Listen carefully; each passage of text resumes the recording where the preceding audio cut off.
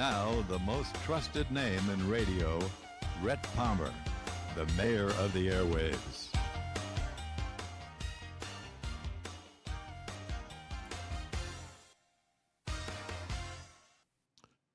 And it's the Rhett Palmer Show with our new studio audience. Nothing like having a fake audience. Better than no audience. Better than no audience. Hey, what does it matter? If you're fooling yourself, it's okay, as long as you think you're having a good time, right?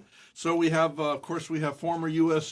diplomat David Hunter is in the studio live. Good morning, Mr. David Hunter. Good morning, Rhett. I think we need to move that microphone probably closer to you. Noah, you might want to come and take a look at this. Those guys that were in here last night doing the show. Yeah, that's right. They move stuff around. And then we have of course, Jim Feeney. Jim Feeney, how are you? A round of applause for Jim Feeney. Yay. Good to see you, Jim Rhett. Feeney is a, what do you call it, the investor you are? I'm just a venture capitalist. Venture capitalist, yeah. Venture capitalist, originally from the Silicon Valley, right? No, originally from the Boston area. Well, Boston. But spent time in Silicon Valley. Boston baked beans. Baked beans, yeah. yes. I got inducted into Transcendental Meditation when I was 16 in Boston, over by the Commons. Really? My little flowers. We could give you a anyway. Common occurrence. That was back in the 60s, So good to have you here, Jim Feeney. And, of course, we have Cynthia Holstein, and she's just walked in off the street selling flowers. Thanks, Rhett. The flower girl. Good morning. The flower girl. What's that song? The flower girl. Right. Anyway, it's nice to have you here. It's always good to have a little feminine touch. That's me. Get that in the recipe. It changes the whole recipe, Sure thing. So we appreciate you being here. All right, there's a lot to talk about today. Jim Feeney, of course, he has his own podcast and is very popular. And what's the name of it? It's called the Locally Grown podcast. Locally Grown. He won't take my advice. I still sounds like a pot. It's like you're talking about pot. Locally grown, Oh, man, where we can get some of that stuff? Yeah. We're going to do more pot stories this year. Hey, this is Jim Feeney. It's popular in Colorado. It's popular in Colorado. And you just got back from Utah, right? I did. Skiing? Skiing, yes. Skiing. Medicinal for my back. Yeah, yeah. You okay with your back? Yeah, it's better after I ski. I'll tell you that. Yeah. I will tell you this, and this is true. Remember a few weeks ago, I was having a lot of pain in my back. Couldn't figure out what it was. I mean, it would go like if I moved in this chair, it would go the things, and I've had that happen before where it got even so bad I was screaming death. But this was going like this. So I went to 2 chiropractors down in Stewart. I went to 1 chiropractor twice in Stewart. I went to 1 chiropractor up here twice who's helped me in the past, not with the back, but something else. Didn't work. I went to see Danny Caranto, acupuncturist. First time, I've only went to see him once. Totally, absolutely, all of it gone.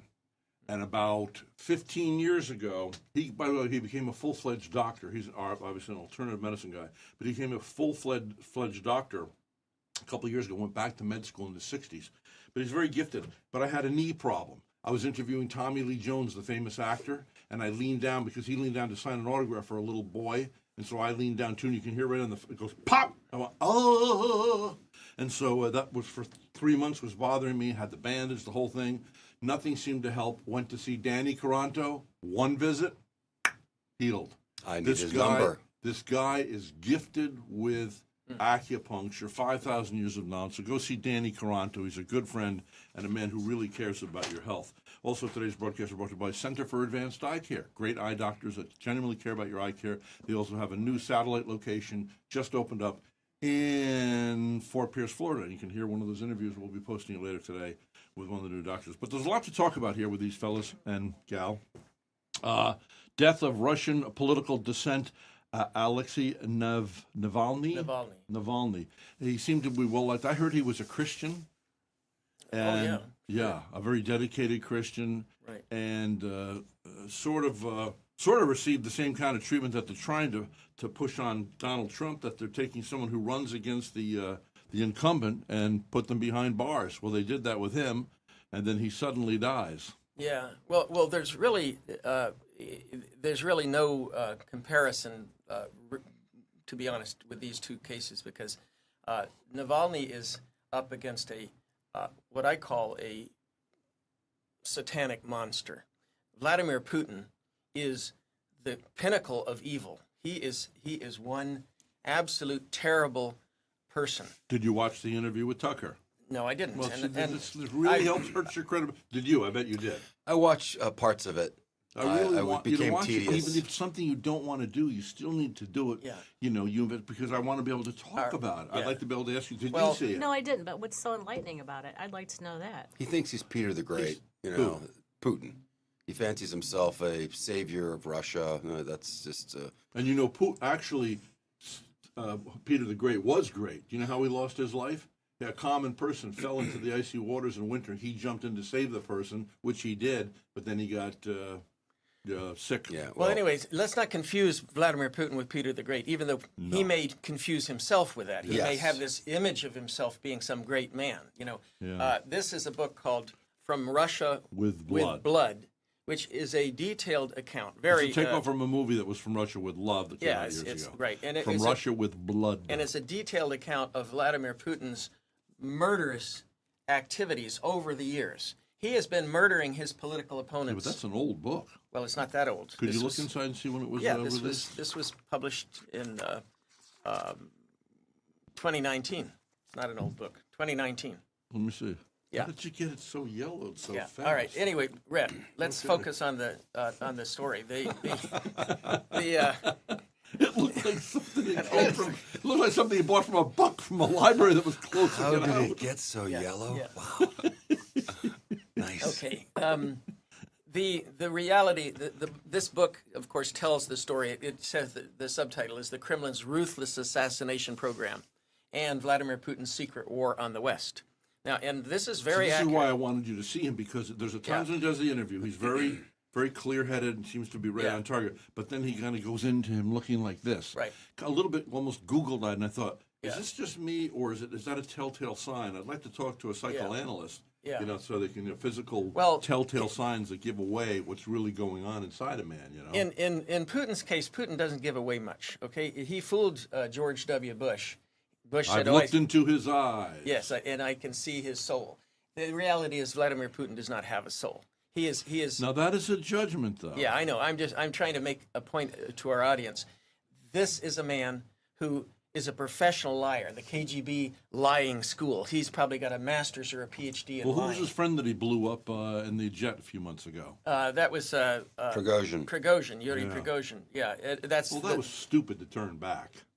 he poisoned. We were all kind of hopeful that he was going to Yeah. go on, and He- maybe things will change. Yeah, over that there. would have been nice. He poisoned Litvinenko back in remember London with Did he survive that? no, he didn't. He died, and he, in my view, he murdered Boris Berezovsky, who is a major oligarch who opposed him and tried to set up a news media channel.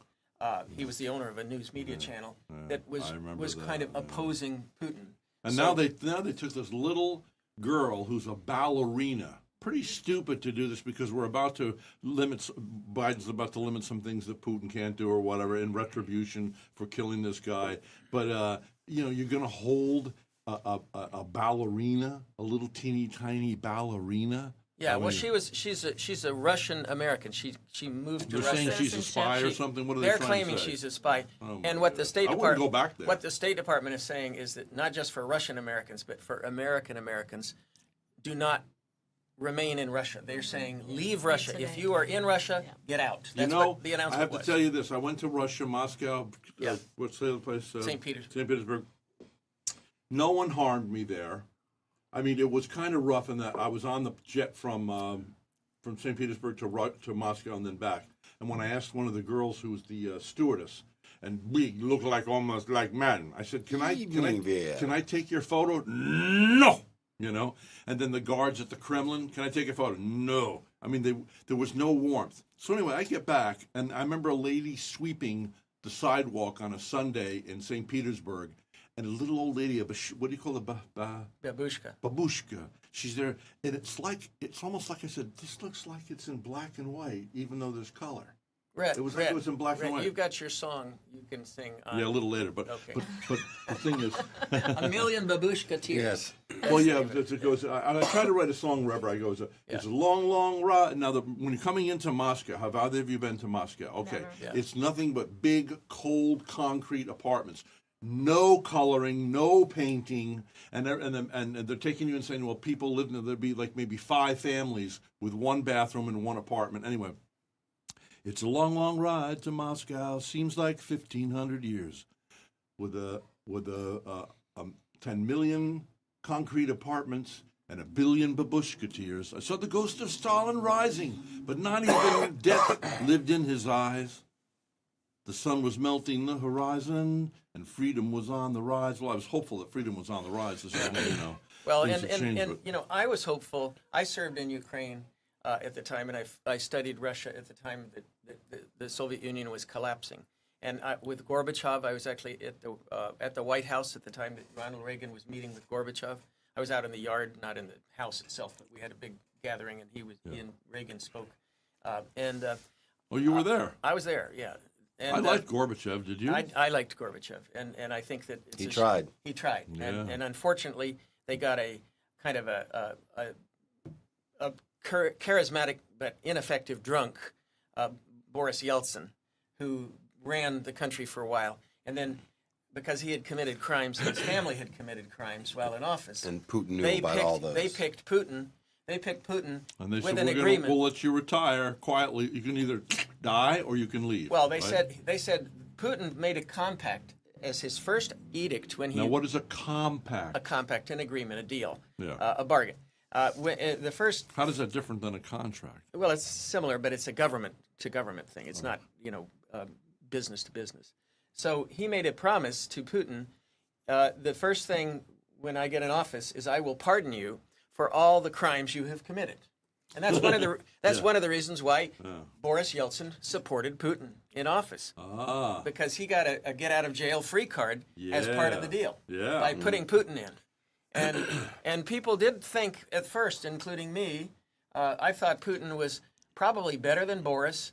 At least he was sober and sane, even though he was a KGB guy, and that he might get because Russia was wild east of mafiosa at the time of Yeltsin, and so there was some belief that the tough guy of Putin would get things back under now you control. remember the liberal guy that used to come in with the other guys, and he met Putin when he was the mayor. Yeah, that's Professor Paul. Is he still alive? Yeah, he's up in Connecticut. Connecticut. Yeah, yeah. So anyway, the point is, Putin fooled everybody. Yeah. He fooled, including the Russians, and he is now, by the way, running for office. He's going to run for Who? president. Putin is going to Why run for bother office. run for The office? elections are coming up next month. What elections? Next month in Russia. Yeah, there's no elections, right? Well, there are no elections. Guess what? You kill your opponents. Alexei Navalny was his opponent, his main political Well, just opponent. like in America, you cast all these aspersions. Look, let me tell you something. Donald Trump did business as usual. Even one of the guys All from the right. Shark, I'm going to say it, came out of the Shark Tank and said, look, this is what you do. You say this is what this is worth. They say, no, it's not. The bank says, you say it's worth $200 million. We say it's only worth $100. How about Rhett. 107? Rhett. Let me finish. And they give him the loan. Donald Trump paid back all his loans. He did not commit any crime here. And for you not to acknowledge that puts a Excuse dent me. in your credibility. Raising your voice and pointing a finger does not make you right. Okay? It makes me right. It does not. And Yes. by the way, the courts have already decided this, not you, and the Hey, courts the have court, decided it. Yeah. that court, that guy, The that courts, liberal the creep, courts, yeah, that okay. liberal creep, Okay. So if you want to overthrow the courts, then you can. that non-judge. If you Oh, want by to. the way, I ran to Big Shots over here. Do you ever go golf at Big Shots? I have. I went to Yeah. lunch the other day Yes. with a pastor friend of mine and this little boy who's Anyway, it doesn't really matter. But anyway, we're up there and we're playing golf, and this lady comes up to me. She says, "Wait, so where are you from?" She said, "I just moved here a week ago from Manhattan." She says, I used to take the subway to work. I can't get on the subway safely. They're even punching cops. They're Yep. shooting at cops. It's horrible. Putin. Biden has ruined Manhattan. And that's coming from a New Yorker. Okay, we're getting off track here. We're talking about Alexei Navalny, and actually, what I want to do, since he was killed in prison, I'm going to describe the situation he was killed. But I'd like to say I brought an icon from Russia, and this is of the. That's beautiful. You brought this back with you? I brought that back with me. That's a typical Byzantine icon from Russia, also very similar to those from Byzantine Constantinople. That's where they got the influence. Where did I say that I was in the museum in Hermitage? The Hermitage. Yeah. What really I was aghast at is that there's all kinds of everything is decorated in gold. Here, you can take a look at that. Yeah. In gold and. It's beautiful. Yeah. Well, what I want us to do is to say a little prayer for Alexei Navalny. Yeah, let's do that. I do that. Okay. Should I do it or do you want to do it? Go ahead, Dave. Okay, I will. Okay. Dear Lord, please look after the soul of Alexei Navalny. He was a freedom fighter fighting for democracy and freedom in Russia against all odds. He showed incredible bravery and discipline and peace and love to try to help people to reach freedom and escape from this horrible dictatorship, this evil dictatorship of Vladimir Putin. And please help the Russian people to achieve their freedom and for Vladimir Putin to receive his just punishment. And also, let this death not be in vain, because you have your personality is that you take things that are negative and turn them into positive. Somehow make his life and death count for the good of the Russian people. And that he won't be forgotten. Amen. Won't be forgotten. Yeah. Jesus' name we pray. What do you consider just punishment, David? Well, in Vladimir Putin's case, he can spend eternity in hell. That's basically just punishment. Yeah. That's the end of the line right That's there. the end of the line. What if he were a believer? Though you still Well, think he is not a believer. In fact, he is a false believer, and so is his Who, Putin is? Putin and the patriarch. He goes around pretending he's very religious. Well, so does Biden, who believes in wait, Biden. don't bring up Biden. So does Biden. Does Biden, who believes in the murder of babies. Rhett, so does Biden, who believes in the murder of babies. Rhett, take that bell and so bring does it over. Biden. So does Biden, who believes in the murder of babies. Rhett. No, I will not be silent about the baby killing. Okay, you can talk about that. He's a devil. You can talk about that on another show. Okay. Yeah. The issue here we're talking about. Why do you want to ignore that? We're talking the about guy's a baby killer. Rhett, it's the same thing. We got a liar here. We got a liar there. Rhett, own up to that. Then you might have some credibility. What you're talking about, repeating the same point over and over, just weakens your stance. Okay. Thank you, Noah. All right. What'd you say? You sound brain damaged. Okay. Just because I can't get through. It's my show, and I can't get to speak. Yeah. They want to muzzle me, just like they want to muzzle everybody else. That sounds very familiar these days. Have you been on Facebook lately? The men in the white jackets are on their way. Yeah, they're on their way. They are. I forgot about Finney. All right, Finney lives with the liberals, so he's got to kind of walk. Right, you got to walk the edge there. You're going to get me in all kinds of trouble. I love my Mrs. wife. Finney, I like you. You're a beautiful lady, but you know. Okay. Politically, I don't know. Let me describe a little bit about poor Mr. Navalny's last days. I'd love to hear about He it. was sent. He was imprisoned. He had been poisoned with Novichok, which is a military grade nerve agent. How do you know that's what it was? They did it in Germany. They suspected that he was poisoned in Because Germany. we were told they have a lot of nerve. They brought him to Germany. He was treated at a military hospital for Novichok poisoning. Okay. In addition, there was a group later on that did a sting operation, helped by Navalny himself, who identified some of the KGB agents who were involved in the poisoning itself. They got them to I admit. think it was because he was so glib the day before. He was before the judge. He seemed happy. And maybe it just ticked off Putin or somebody. Well, it goes back to the elections. The elections are coming up next month. But he can't run. He's in prison. Well, the point is he could comment on Putin as a candidate and maybe... What is it, Putin doesn't do? He owns the election. Well, the reality... Just like Biden stole our election, Rhett, Putin's going to steal please his keep election. Biden and Trump out of this, okay? Let's leave that out. No, it's going around the world. We got dangerous times here. You're crossing over too much. It's He wants to be non. So, Rhett, just to clear the air, Yes. as much as I might agree with you about Biden and Yeah. so on, we are still a democracy, right? On our last legs, brother. Well, I'm more optimistic than that, and to compare I hope you're right. Putin's Russia with the United States, it's just not appropriate.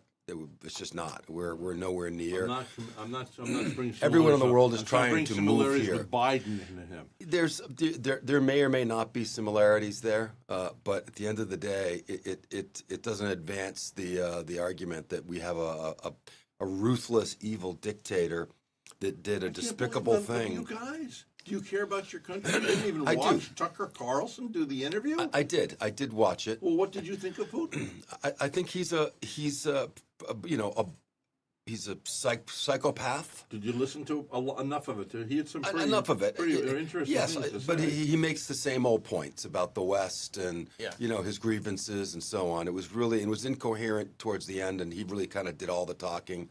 So Tucker, as much as I like Tucker Carlson, Okay, will you do me a favor? Will both of you watch it before next week? Now, I won't be here. I'll be in Nevada.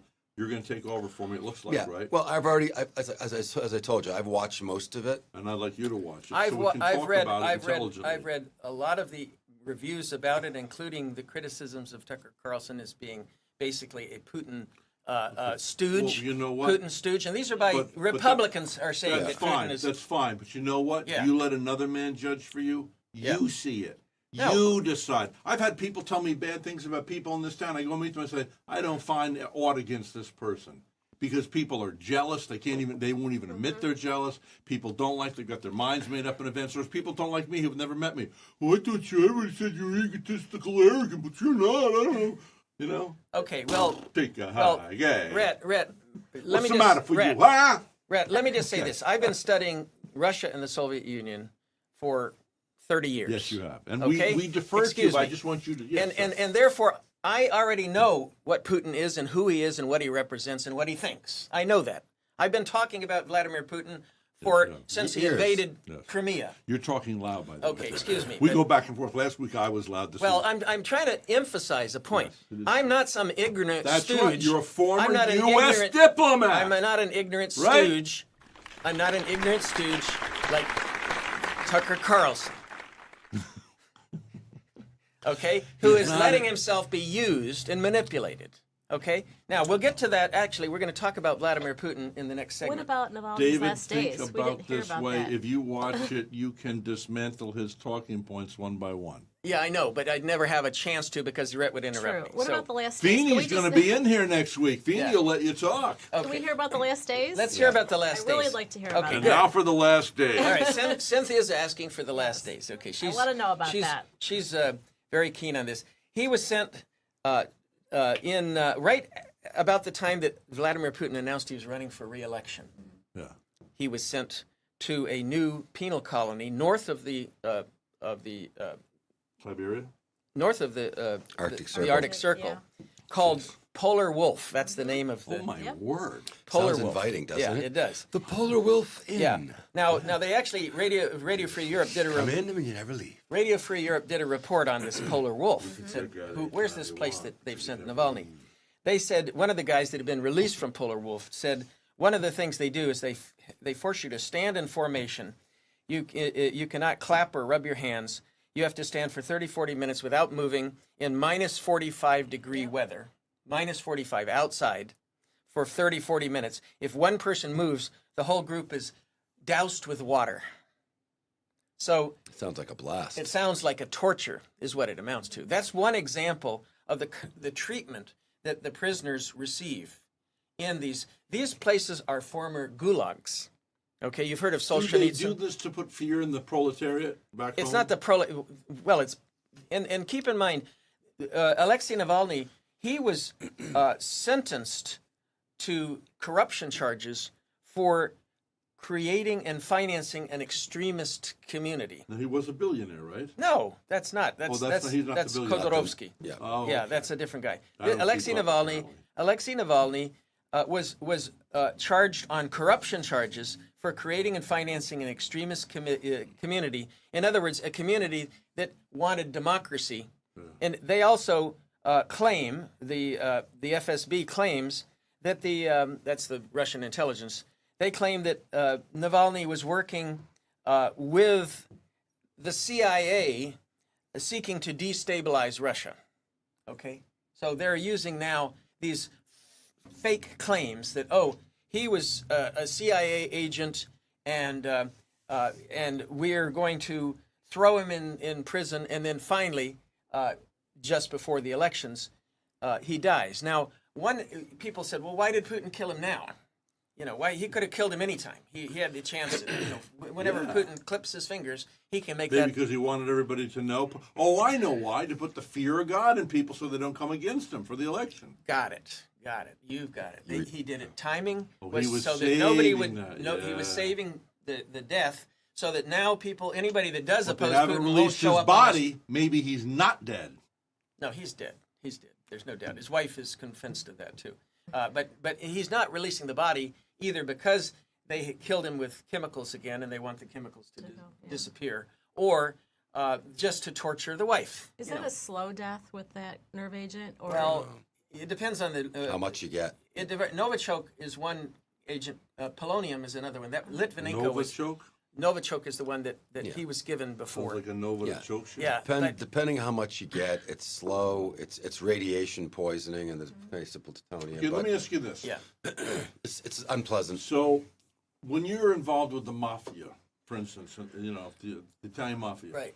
they don't kill a common guy like me. They have nothing. That's okay. We have nothing against you, Palmer. But if I try to get in the game, or I try to go in their territory and sell heroin, if you're a or threat to whatever, their business yeah. interests. Okay. So other than that, so if I don't play that game, do you think Putin somehow justifies that? Hey, the common person in Russia is doing okay financially. They're all eating lots of potatoes and drinking vodka. None of them. I'm not threatening any of the common people. But if you come up against me, you know what I'm saying. So is that how maybe he justifies this? Yeah, there is. I mean, are the regular people in Russia doing okay financially? No, they're going to war and dying, right? The common people are dying because there's a war in Ukraine. He lived in Ukraine, for a few years. We know that. He's been on my podcast several times. A lot. I know a lot about David. Yeah. He's a good man. Stealing my guests, huh? Hey, Hey. I don't interrupt him as much as you do. No, you don't. No, but the common man in Russia. Again, I'd recommend a book that's many years older than that, called Putin Country, written by Anne Garrels, who was the BBC correspondent, PBS for many years, and she lived in Russia, and she told a story about what a mafia-run police state looks like. This guy that was going to go in and take over, and then he turned around, and now he blew up on the jet. What's his name? Prigozhin. Why would he stop midway? Unless they said, this is Vladimir, I'll let you go free, but if not, I'm going to pull the toenails out of your former wife and your children, and they'll die a horrible death. And so he turns back. What would make that man turn back? He thought he had a deal. He thought he had a deal to live and survive. And why attempt this thing? Half measures avail nothing. You don't go halfway to have a coup, right? I don't know. Am I right? I don't know why, and I don't know why it's important. At the end of the day, Putin's an evil guy. I have to be honest with you, in my heart, when Prigozhin was doing that, remember the night it was happening? I was like, oh man, this would be great. We'll have a new beginning in Russia. That's what I thought. Yeah, you thought wrong. But he hadn't quit. No. Well, anyway, Putin's has a approach of kill your enemies. How can man be so evil? Yeah, he's evil. That's what I said at the beginning, and that's an example of why I said it, because he is somebody. There's no point in negotiating with Putin. We talked about Ukraine. Let's negotiate a peace settlement. Okay, let's say take a chance. Like all of a sudden, everything he told the other guy, the interviewer, the Tucker, was real.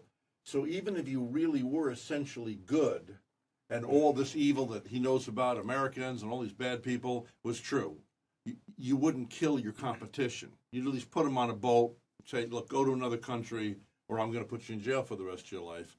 But, to kill him, right, it sort of shows his cards. Well, dictators and authoritarians can have different styles.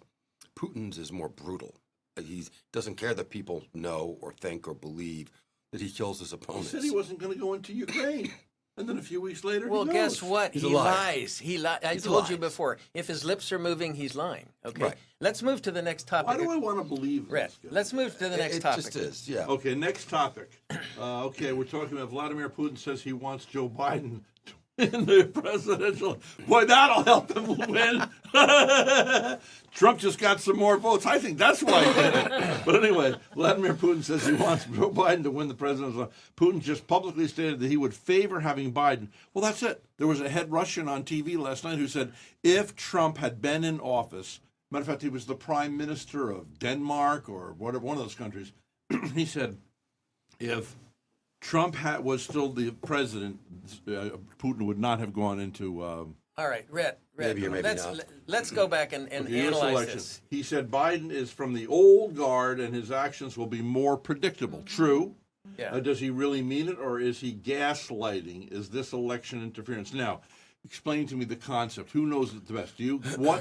How would he be gaslighting? Is when, like, I understand the story. There's a man's married to a lady, and he keeps turning down the lights of the gas in the days of old. And she says, "It's dark in here." He says, "Not dark in here. Something's wrong with you." And she gets to believe it and goes insane. How is this gaslighting? How would this be gaslighting? Do anybody Yeah. want to take this question? Yeah, I do. Okay. We said just the last 5 minutes, or less than 5 minutes ago, that when Putin speaks, he lies. Okay, Putin is now saying he supports Joe Biden for president. Guess what? I find it hilarious. Do you want to believe that? Do you want to believe that that's what Putin really thinks?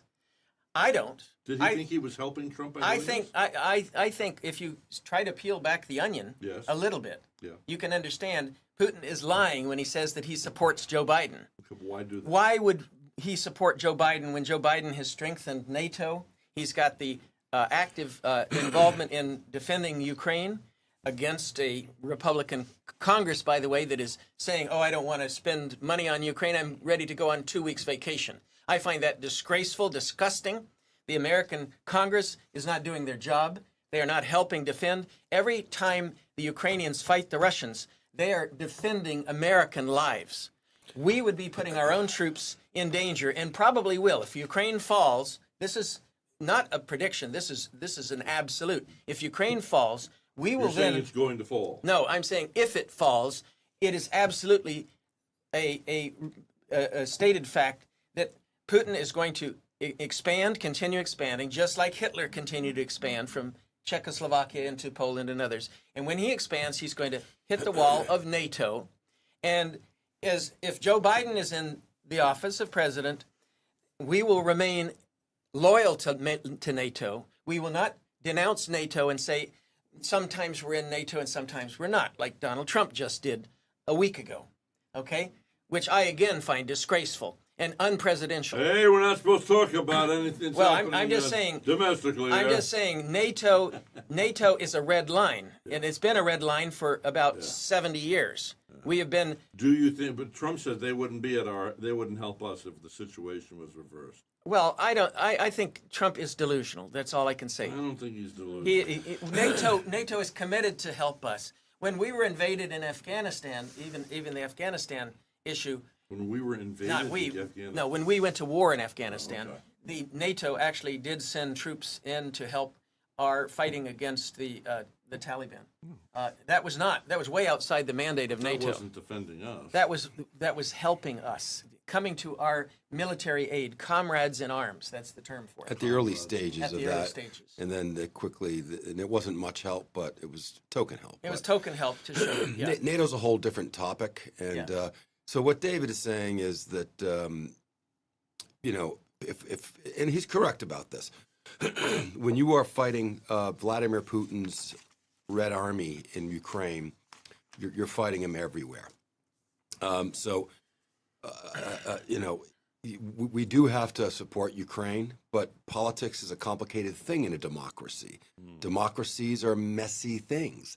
Vladimir Putin in Russia is not a democracy. China is not a democracy. Iran is not a democracy. North Korea, Venezuela, the new axis of evil, they're not Democrats. What about the Prime Minister So- of Canada saying he admires China for accomplishing all they have as a dictatorship.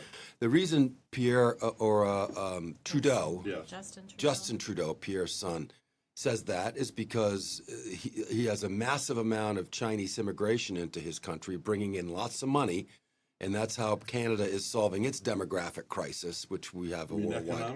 economic? Economic. You want a Canadian citizenship? Have enough money. You come in, and we'll make you It citizens. is And true. Canada welcomes everybody. they welcome the Chinese because the Chinese bring in their money. So he's very coin operated, Mr. Trudeau. Which really don't doesn't listen help to a anything. communist country, because the smartest ones, the ones who make all the money, then they leave, Yeah. pay to get into a country, He's leave a- behind the proletariat in their country they could be serving. Justin Trudeau is his own brand of sort of mild authoritarian, Yeah. wannabe. He's a socialist, and socialism's the cousin of communism, and so on. So, but that's a What different. did you think about those truckers coming, just for a second? What did you think about those truckers, when they rebelled up in Canada? Where's that bill? Where's the bell? You're diverting down rabbit hole after rabbit hole. I know, Okay, all right. this is that's the problem with Rhett. You cannot have a consecutive conversation unless you cut him off when he It's a tries challenge to go. to the pseudo-intellectuals. They go, I can't follow him, even though I went to Harvard and Yale. I can't follow that guy. I Did you actually, take your ADD I actually have meds, some. Rhett? I have some audience that enjoys the show, but they all complain to me about your rabbit holing. Okay, they do. And Rabbit holing. Rabbit holing. Let's call it ret holing. Restful. You're going down a ret hole again. All right, so I sincerely So, yeah. apologize, and I love you too. Good.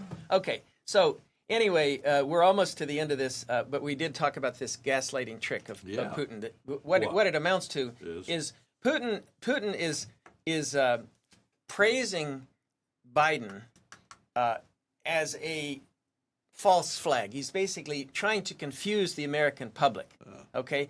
That's why you We're asked. all kind of like Gaslighting, right? Gaslighting is complimenting someone that you really don't like, right?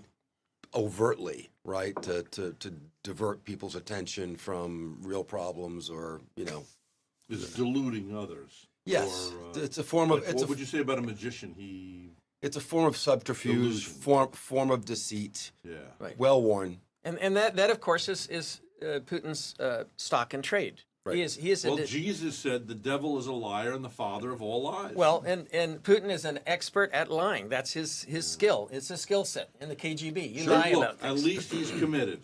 Well, at least we understand, or should understand, that he's not telling the truth, and therefore don't believe him. That's what I'm trying to get the people to. Yeah, so I when don't think so, David. I don't think anybody. I think most Americans and most people listening to this show kind of understand who Vladimir Putin is, and they don't believe him. Yeah. Except Rhett. I don't think Rhett. I don't want think. to believe. I don't think Rhett really believes Vladimir Putin. Well, hold on. There's a whole lot of people out there, and some that I'm close to, that believe that Putin's a good guy, and there really are Nazis in Ukraine. Yeah, well, those people are out of their minds. I'll They say listen that. to that late night radio guy, but the man runs something like that. Yeah, That guy. these are the same. If like one of the most brilliant and evil minds of the 20th century was Joseph Goebbels, who is the father of modern propaganda. Go read some of with the Russia. I mean, with Hitler. Yeah. These are all well-worn tactics used by authoritarian regimes to suppress freedom of speech, suppress any opposition, galvanize the What public. about Karl Marx that said you need to sexualize the children very young, and that's what's happening here with all this sexual. I have no buying idea and where selling. you're getting that, but That's I true. read it. That is true. Yeah, it is true. It is true. It's to get the children, and you have control if you get Oh, the to children. kill the Yeah. family. Okay. So, Kill so, the so family, this yeah. Putin guy is a bad actor. We can't believe a word that he says. The fact that he endorses Joe Biden because he's more predictable, I think is his way.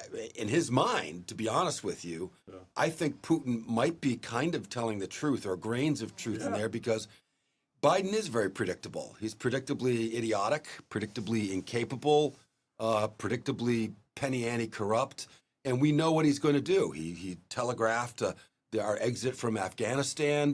Do you Horrific. guys give any credibility to Trump? The fact that they said he was going to cause World War III with South and North Korea, and went I in want to there finish and my made, point. and diffused all that. He didn't Will you diffuse not it. give? Yes, he did. No, he He didn't. absolutely did. It was brilliant. He called the Rocket Man, then he met with him. The man goes, "Oh, well, what's So you're calling like you and I hate each other you- from a distance, and we go meet each other." Are you saying Donald Trump's a brilliant diplomat? He gets things done. Well, he gets some things done, and he creates chaos in other places. I agree with maybe 80% of his policies, but his foreign policy thoughts are Do you dangerous. think we'd be better off today if he was president? I don't know. I do. Okay, And well, certainly this is economic. not about Donald Trump necessarily. Well, we better. Well, we're going to see. My point is this: You think he's gonna be Vladimir reelected? Putin believes that I believe that he believes that Joe Biden is more predictable. Donald I Trump, thought so too when he said Donald that. Trump is unpredictable. Yeah. And when you're talking about, and he's such a departure from what we've been used to in this country But politically. that's why Iran you gotta let let the me hostages go. You got to let me finish. Okay. All right. Okay. He is unpredictable, and the Chinese, the Koreans, the Cubans, Venezuelans, the Russians. They've all had predictability with American presidents. Between Not mutually- Reagan. Not They Reagan. ran from Reagan because he was No. unpredictable. No. Reagan was very predictable. He came into office with a very clear mission. With a what? A hard hand. Right, but he wanted to defeat the Soviet Union. He grew up in Soviet communist Russia. And Trump won't He take was- any crap from these people either. But Trump is not an ideologue. Actually- like that. Stop being Hannity. Yeah, exactly. Good. And by the way, There's two N's in Hannity. on Reagan, he was in a hurry. On Reagan, goes like I this. actually I was in Washington D.C. during the Reagan administration, as I said, and I actually met with Mr. Meese and Ed Meese. Mr. Baker. Howard I Baker. had Baker on my show. Okay, basically, Jim Baker. they called it a troika. The troika that was behind Ronald Reagan was Meese, Baker, and Mike Deaver. Because even Reagan said, a smart man puts smarter men around him. And Smarter people. that's around him. the important point. And even in the first term of Donald Trump, he did have He was not a seasoned politician. he had the smarts to surround himself with a bunch of what I call experts. They weren't loyal, that's for sure. Experts. They knew what they were doing, okay? And that's a concern for any of you thinking about pulling the lever in November with the new Donald or the next version, Donald 2.0. He's had He a is not long going time to learn from what He has his not mistakes. learned. He has not learned. You don't know that he has not learned. He has learned. He's a very smart His person. comments about NATO prove to me that he has not learned anything. Okay, I'm perplexed. when he was at the NATO summits, he was there pushing Moldova out of the way, and speaking about It's kind of funny, wasn't it? it wasn't funny at all. It was an example. Childish. Yeah, and so it was worse than childish. Okay, so the point is, we do have, you may talk about his economics, and I that's a different topic. I'm talking about foreign policy. I'm saying that Donald Trump and many experts that are experts on foreign policy are saying that Donald Trump is a danger in his foreign policies unless he can surround himself with people that really know what they're doing. And if he's out there on his own, and that's the problem, he likes to do things on his own. But David, my point is this: Biden is predictably incompetent. Vladimir Putin playing chess with Joe Biden knows Joe Biden's move 10 moves ahead. Donald Trump is such a wingnut. He's the guy that comes in with a cup of coffee and spills it all over the chessboard, and the smart player on the other side goes, "What the heck just happened? I'm not sure about this guy. He might actually launch nukes. So we're going to just back off and That's let him." what they said about North So, Korea. He didn't launch. No. But my point is this: there was enough of a grain of doubt in these dictators' mind where they said he's not predictable like all the other stooges that we deal with in American politics. Okay, So- I would want to argue back for Jim because I do understand his point. That there's this element of chaos and the element of unpredictability might provide a strategic advantage. Okay, there's that aspect. I would prefer not, but I would prefer that's not the approach. But I'm just trying to give a little reference into why Putin would have said Biden is predictable, and he would like to have Biden. I'll tell you the problem with that theory. The problem with that theory is Donald Trump has one, a thin skin, and two, a big ego. And because he is a big ego, He's a narcissist. he can be manipulated and is manipulated. The praise that Kim Jong-un wrote a letter to him, and Donald Trump had to take it to Mar-a-Lago with him because he was so in love with that letter praising him. This is an example of somebody who can be manipulated by his ego. Yeah, I get that. Okay? I get that. All right, so enough on Trump. We'll just stipulate that we have, again, the two worst choices we've ever had for an election, which precedes the last one with Hillary and Donald Trump. So we've had really bad choices. The good news is after this, this era will be done, hopefully. Well, anyway, our host has left, so you can introduce the next question. This is the one about Do you want to do this, Sure. Ms. Holstein? about Israel. Well, Israel Prime Minister Netanyahu rejects U.S. calls for a two-state solution. Should I continue Yeah, on? keep going. Netanyahu has openly rejected the U.S. Biden administration calls for establishing a sovereign independent state of Palestine on the territory of Gaza and the West Bank with its capital in East Jerusalem. Will that lead to growing friction between the U.S. and Israel? I'd say, David, there already is growing friction between the U.S. and Israel, which is horrible. The wingnuts on the Democrat Party never cease to amaze me, the anti-Israel stance there. But it is what it is. And so what are your thoughts? I mean, this has been a volatile part of the world for all of my lifetime. Yeah. And, the thoughts should probably come after the break. Oh, well. Are we going to take a break, Noah? I mean, it's 10 till, Okay, so then. probably, yeah. Okay, let's take a break, and Yeah. then we'll get to the answer to the question. See you in a bit, Facebook. All right. The Minutemen answered the call during the American Revolution. Now, Minuteman Press answers the call with custom print and design services designed to promote your business like nobody's business. They lead the charge, but never overcharge for great design, print, and promotional materials. Minuteman Press in Vero Beach and now in Port St. Lucie. Ready to answer the call. Google Minuteman Press or visit pslminutemanpress.com. Hi, I'm a golf enthusiast, and I love Big Shots Golf on US 1, next to Advanced Eye Care.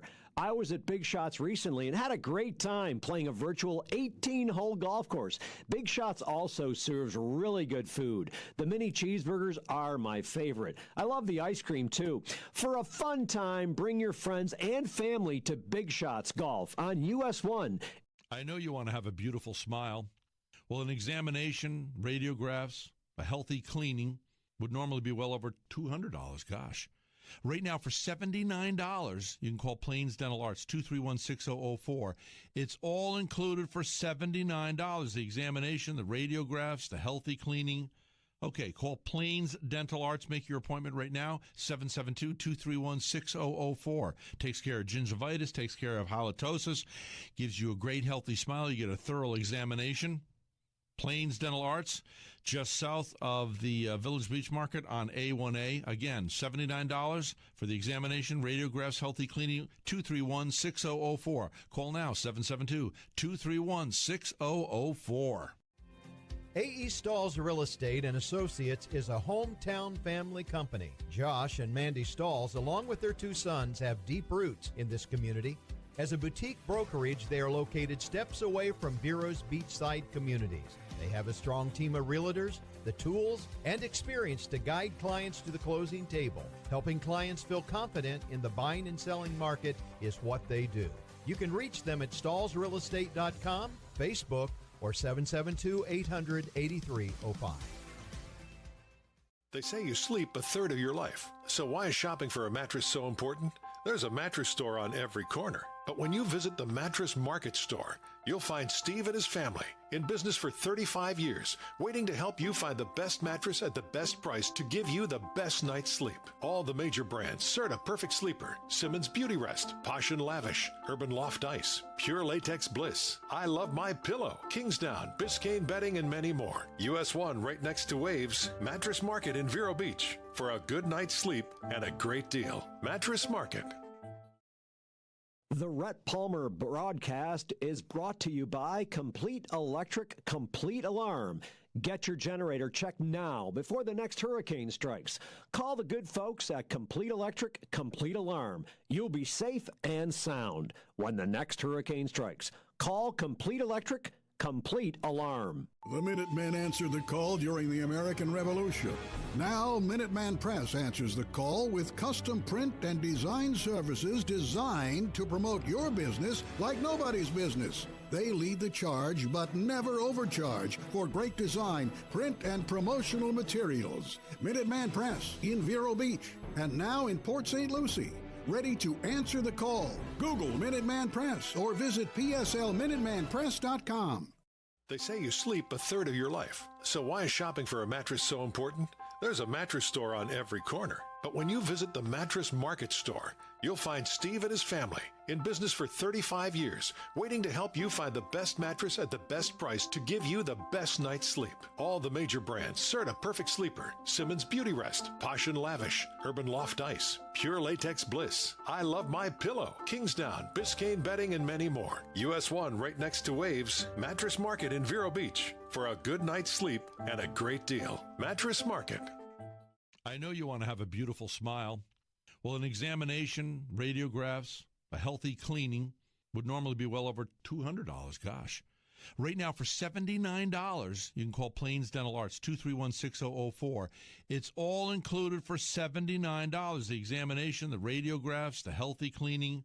Okay, call Plains Dental Arts. Make your appointment right now, 772-231-6004. Takes care of gingivitis, takes care of halitosis, gives you a great healthy smile. You get a thorough examination. Plains Dental Arts, just south of the Village Beach Market on A1A. Again, $79 for the examination, radiographs, healthy cleaning, 231-6004. Call now, 772-231-6004. Indian River County, roll with us, recycle. It's hard to recycle, right? Pizza boxes, milk cartons, dog food bags, frozen food boxes, to-go cups and lids. Where do they all go? No worries, there's an app for that. Download the Carter's Corner app on your mobile device at Google Play or the Apple App Store, or visit indianriver.gov to find out if an item is recyclable in your blue cart or not. So eliminate confusion at the cart and recycle right with the Carter's Corner app.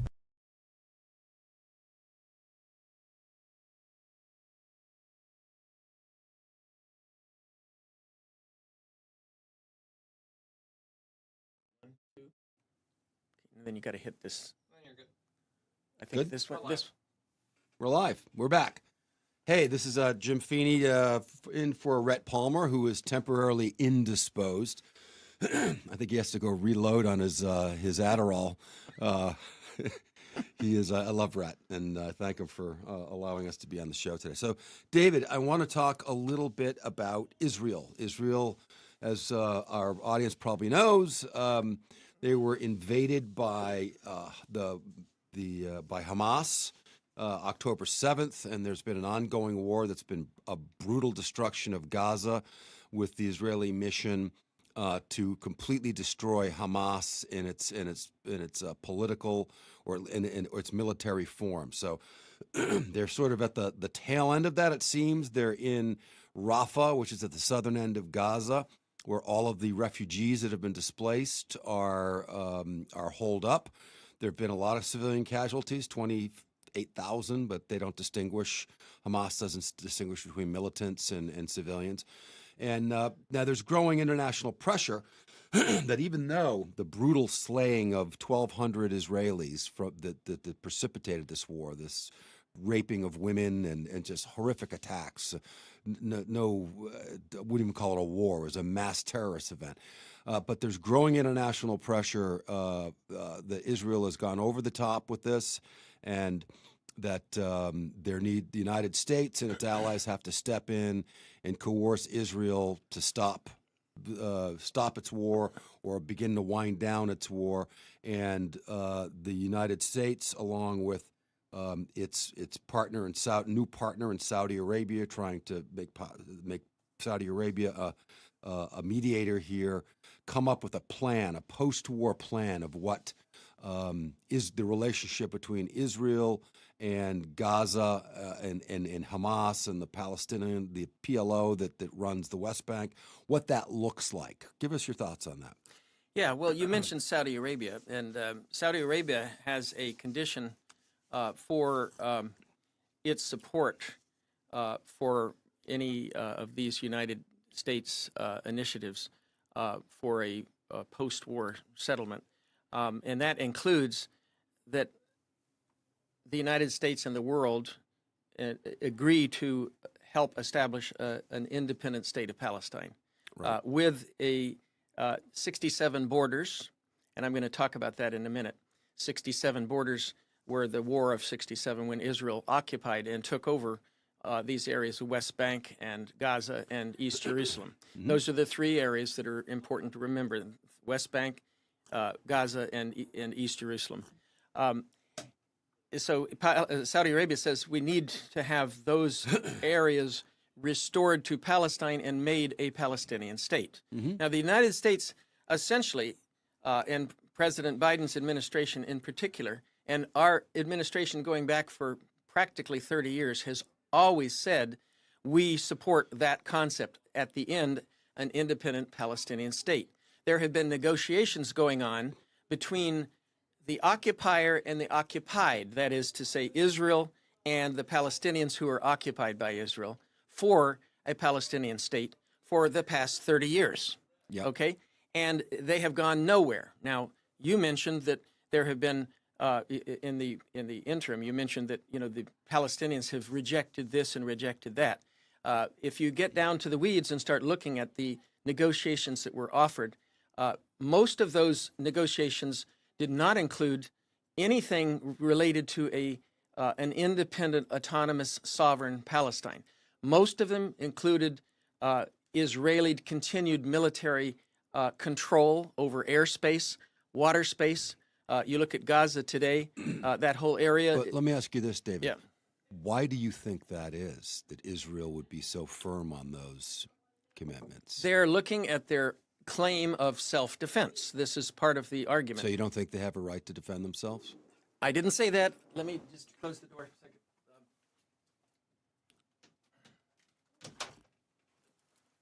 for a second. First of all, please, as I've encouraged Rhett to do, don't say to someone in a question, you don't think, because that implies that I do think. Okay. Tell me what you think then. Tell me what you think. That's right.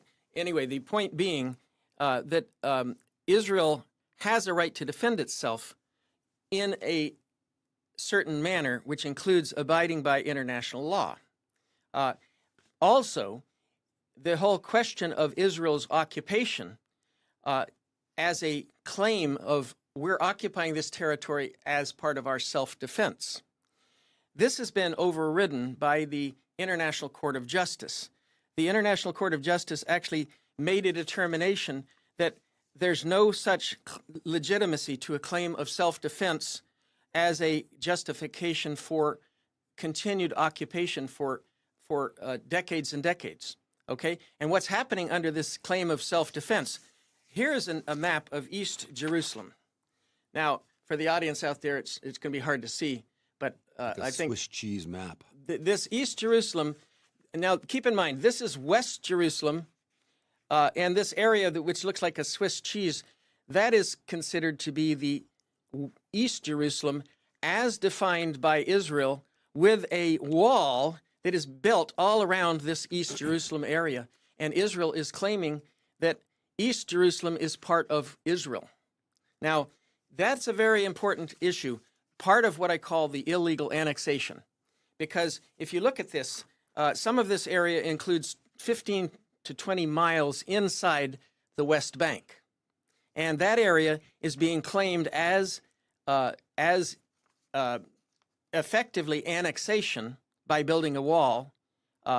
It's annexation of all that area within Palestine. And all of these black areas or brown areas here are Israeli settlements inside this new annexed area with a wall which Israel is defining. And keep in mind, this area here is called the Green Line. So we're talking about the Green Line is the original 1967 border. So what Israel's doing is it's building a wall 15 to 20 miles inside Palestinian territory, not on the Green Line, violating the Green Line, and then establishing settlements within that territory, and then effectively annexing that as part of Israel. Now, you wonder, why are the Palestinians fighting back. You know, when Israel is occupying and then annexing territory and forcing these people off of their lands, and we've heard about the illegal settlers movement even on the news, American news, you know, where they will come in with, these people have machine guns, the Israeli settlers have machine guns, and they basically set up what you called settlement camps up on the mountaintop, and then they come and harass the inhabitants down below. So they're taking over the land. Right now, Israel occupies about 80% of the fertile lands within this Gaza, within the. So they're occupying the good land. They're occupying the good lands. Yeah, they've basically come in and taken over this area. So you're saying that I'm hearing you say that Israel has got some culpability in the facts on the ground that this has been a dangerous neighborhood and that they've been invaded many times. Yeah, it will. The point is, when you say they've been invaded, the Palestinians were the original inhabitants of that land until the 1940s. Now we're getting somewhere. Yeah, and I want to point that out because, you know, Rhett has said on this show before, well, the Israelis have the right to that land because the Bible gave it to them, or because God gave it to them by the Bible. And that's part of the Zionist. He's a Christian Zionist. Right. And his argument is that, you know, God gave this land. They've been away from this land for over 1,600 years, since the fall of the Second Temple. Right. And the Romans drove them out, and they went into the wandering Jew status. And suddenly, as of the Balfour Declaration of 1917, which, by the way, the Balfour Declaration was negotiated or written up by essentially under the guidance of an a Jewish British cabinet member. Yes. That's where and he was writing it up in connection with Chaim Weissman, who was the head of the World Zionist Congress at the time. Yes. So this was the World Zionist Congress working with the British to define the Balfour Declaration. The Balfour Declaration was kept secret from publication for 1917 to 1920 because they were afraid the Arab community would be angry at this British siding with Jews resettling the so-called Holy Land. Okay, they knew that was going to become a problem. It did become a problem once it became public. The people of the Arab community protested against that, and the British eventually sided with the Arab community and opposed increased settlement into that area, and that's where you saw these groups like the Stern Gang in Irgun develop, and they were developing originally as terrorist organizations against the British. Okay, that's what happened. This is a part of history that is often forgotten. Let me stipulate that. Yeah, you're correct on those facts. You're a smart guy. But the fact remains that the Jewish people have been on that land in one form or another for thousands of years.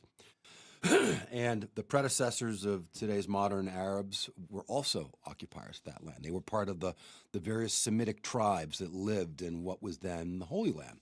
And at that time, at least the time from a Christian perspective, there was a bigger sheriff in town. It was called Rome. And this was just simply a colonial outpost of Rome, a troublesome colonial outpost, but Rome nonetheless.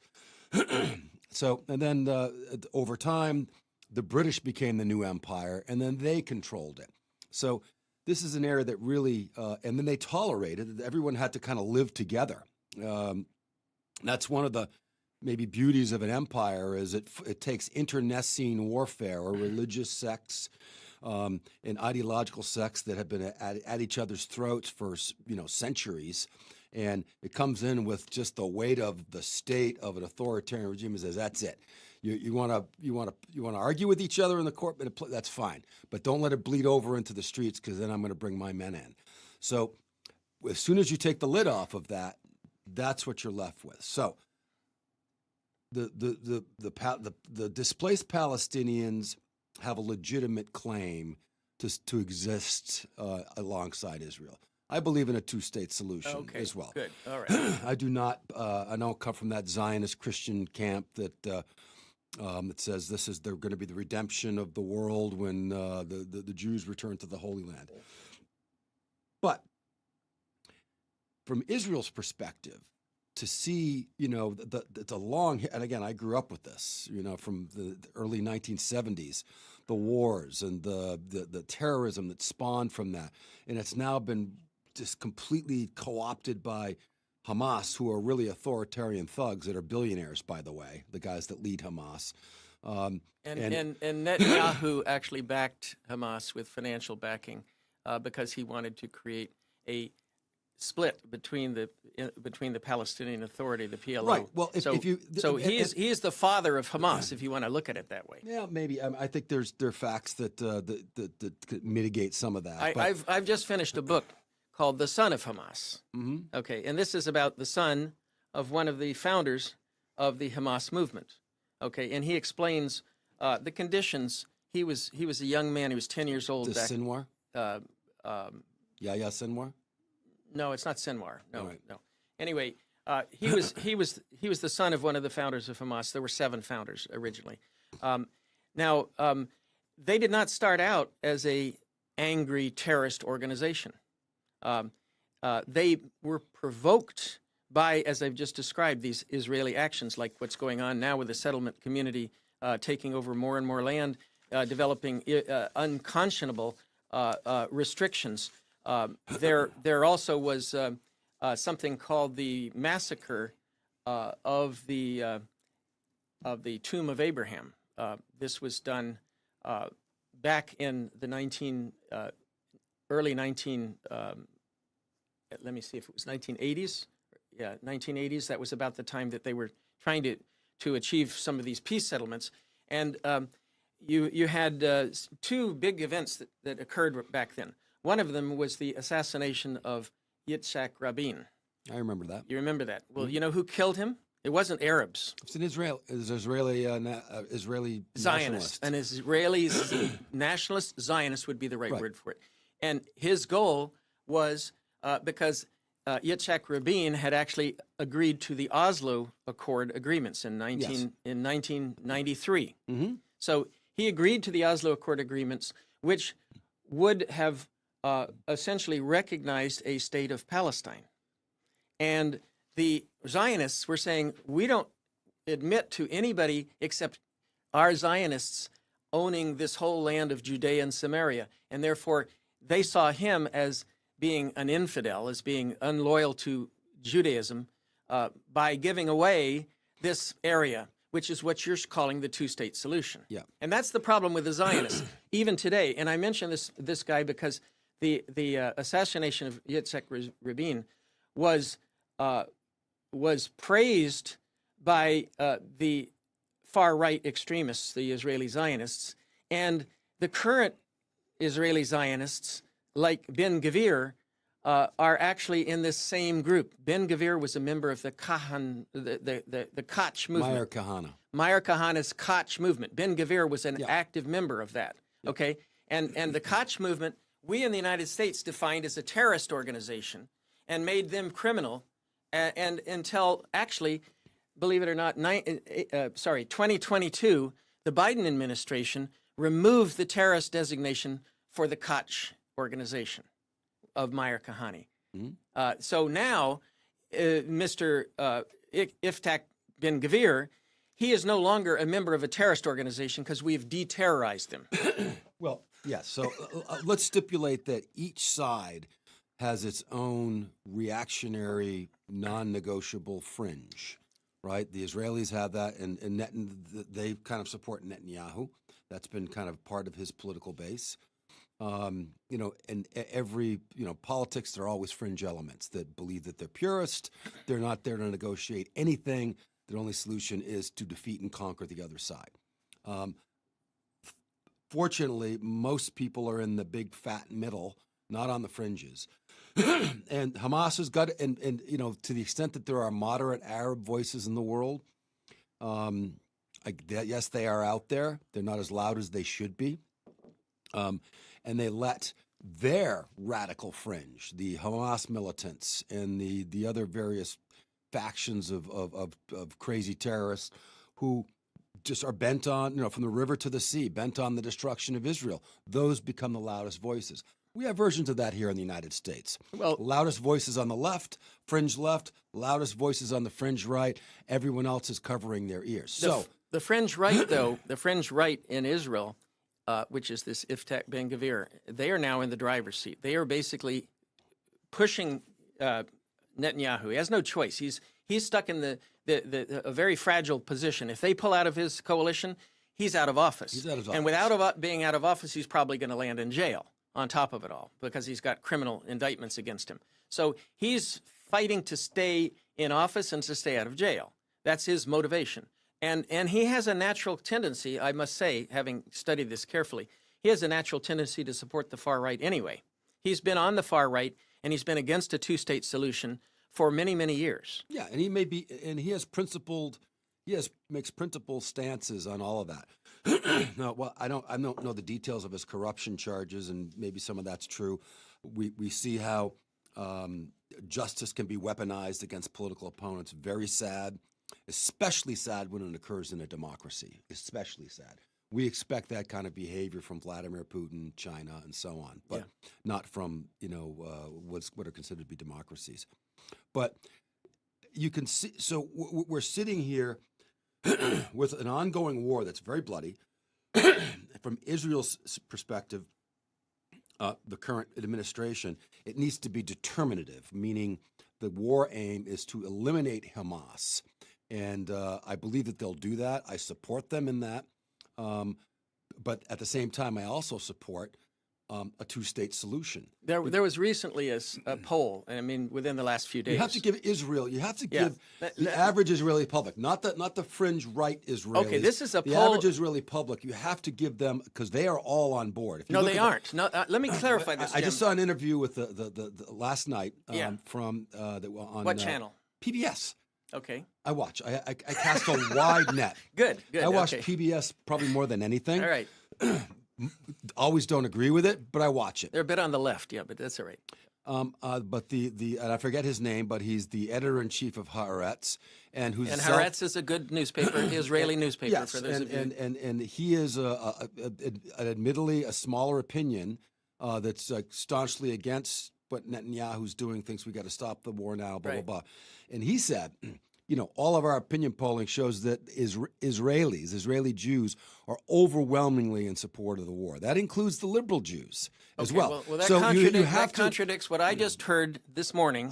This is the guy I believe him because he lives there. This is his audience. Our audience will have to do some fact checking on this because I heard this morning that there was a poll that was done which indicated that 50 to 60% of Israelis, 50 or 60? 50 or 60%. 60% is majority, 50% is not majority.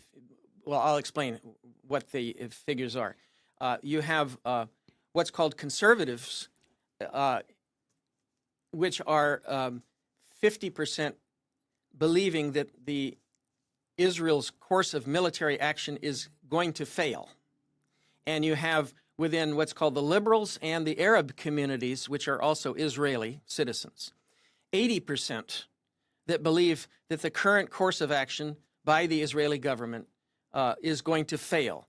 Now, the concept of wiping out Hamas itself is probably a impossible mission because Hamas is a ideology, it is a belief, it is not individuals. If you kill a leader, they'll fill in with a replacement leader. Of course. And as we know from Petraeus, I've said this on the show before, with General Petraeus, who is a counterinsurgency expert. Yep, General David. He made the point, for every civilian you kill in a counterinsurgency warfare, you create 10 new insurgents. Yeah, so for we every learned that in Vietnam. So if they've killed 28,000 mostly innocent civilians and children and women, and we know that 75% of the people that are being killed are women and children, and unlikely to be Hamas terrorists, then guess what?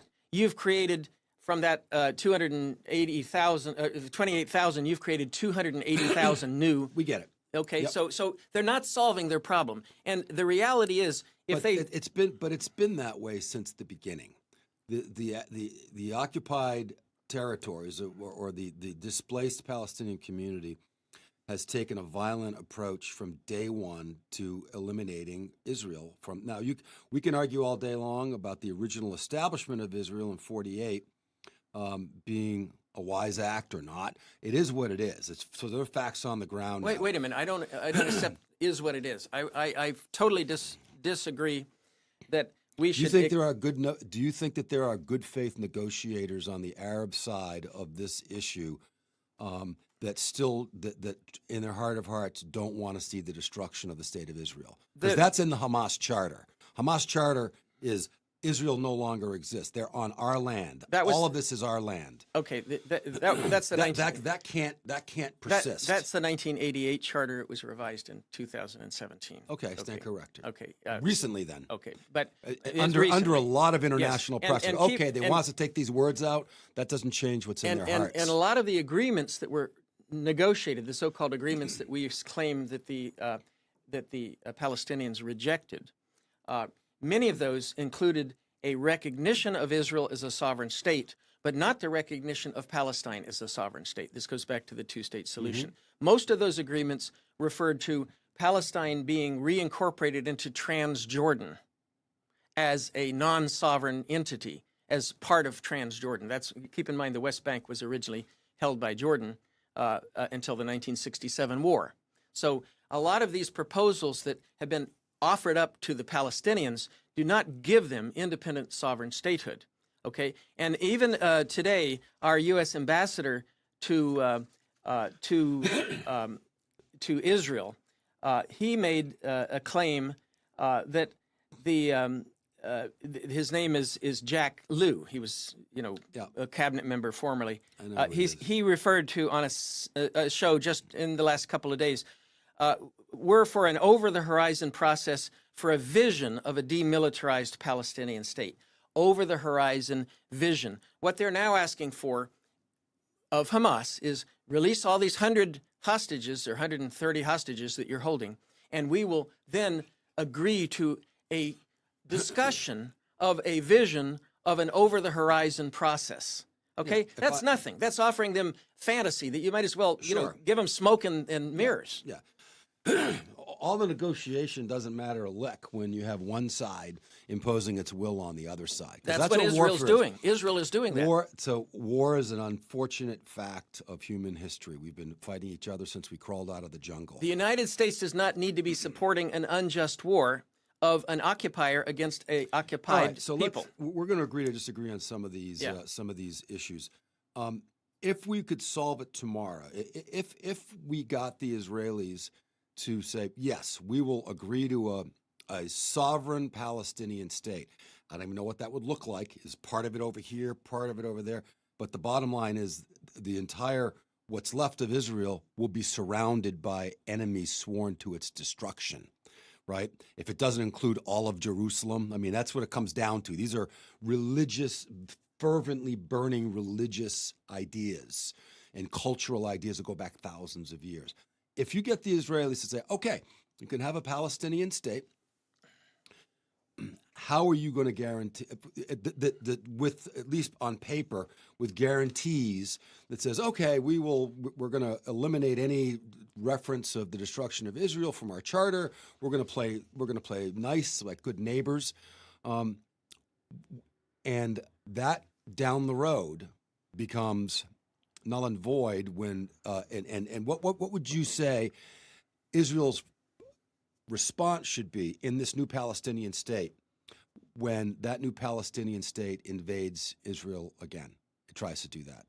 If it did that, would Israel have the right to completely destroy that enemy, just like Ukraine and Russia, or if anyone invaded the United States? Would it have a right to defend itself to the point where unconditional surrender and we're going to destroy you and out you go? I don't care where you go, but you can't be here. Would you support that if they went for a Palestinian state now?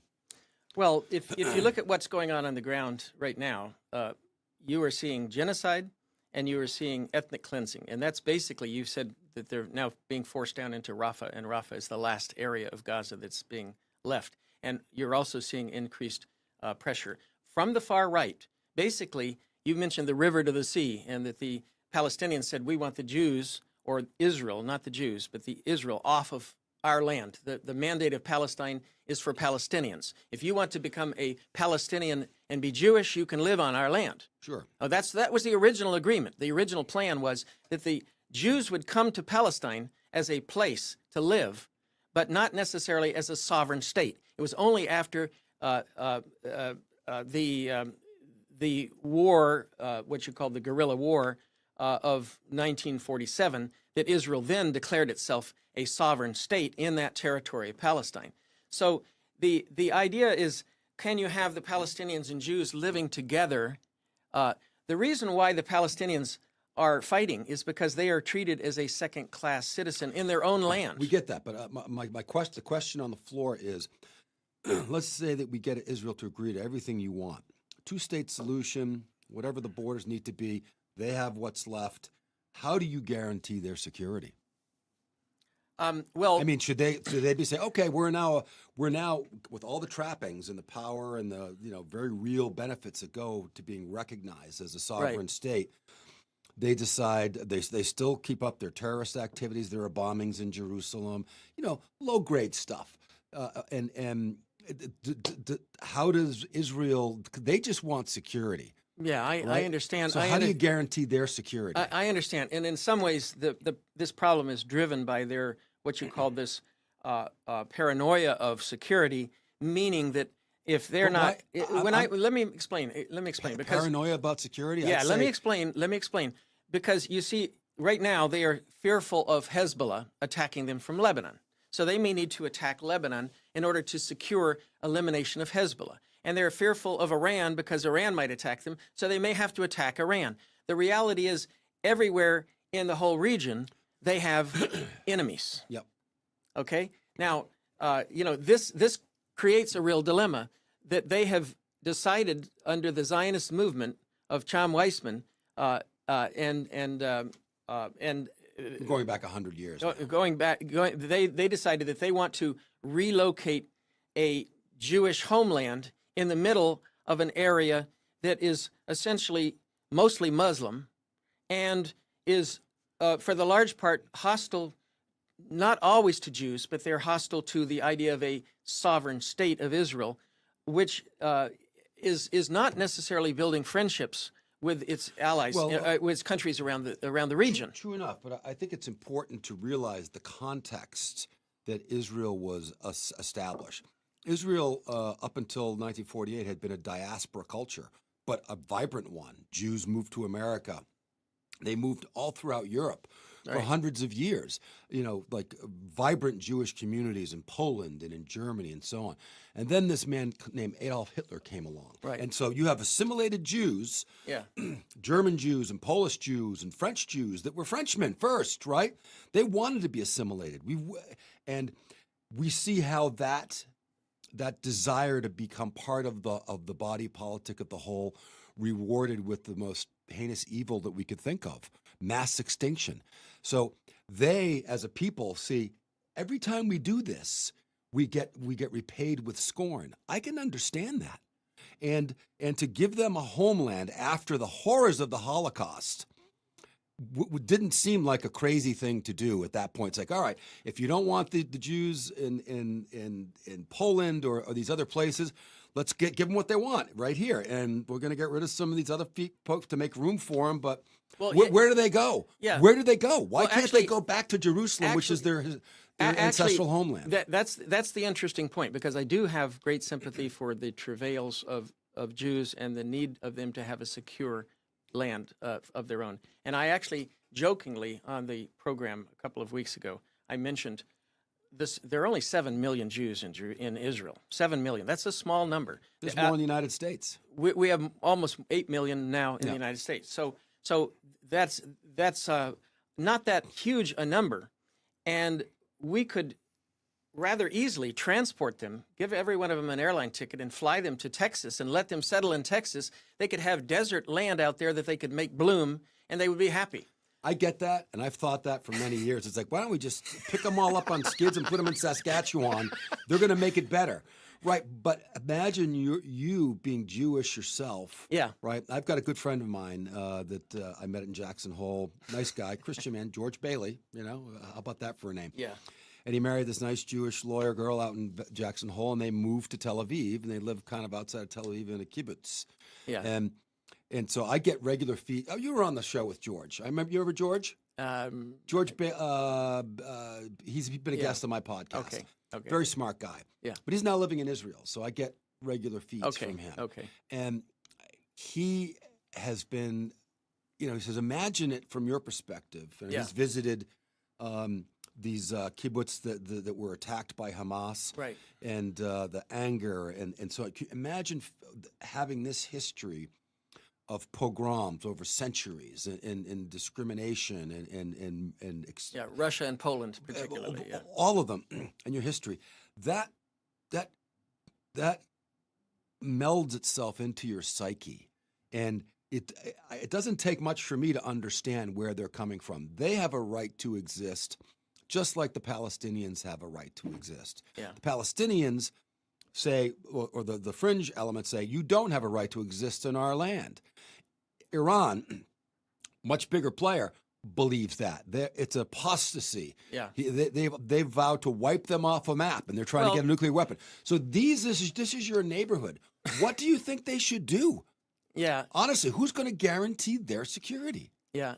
Well, we're so worried about why not pick up the Palestinians, like you said, ship them all back to Jordan? That's where a lot of them are anyway. Back to Jordan? No, they're not back to Jordan. Yeah. The ones in Jordan left Palestine. Yeah, that's right. Of course, that was Rhett's suggestion that let Egypt put them in the Sinai. Let them make that bloom. Yeah. Well, the issue of removing or transplanting the Palestinians from the lands on which they've lived for 800 years, that becomes the form of ethnic cleansing. That's why the Jews have the same argument that goes back further than 800 years. Well, we don't know if the Jews were ethnically cleansed back in 400 AD or not. It's hard to say whether that was ethnic cleansing or what.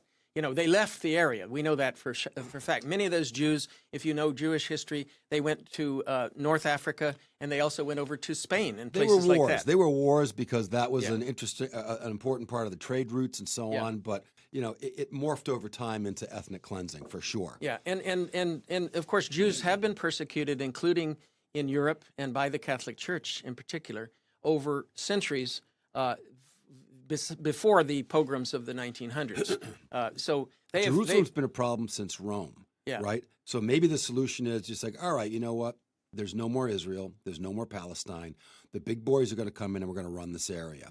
We're going to bring in the ghost of Marshal Tito in here, and we're going to keep the Muslims and the Christian components in Yugoslavia. You want to reconstruct the Ottoman Empire?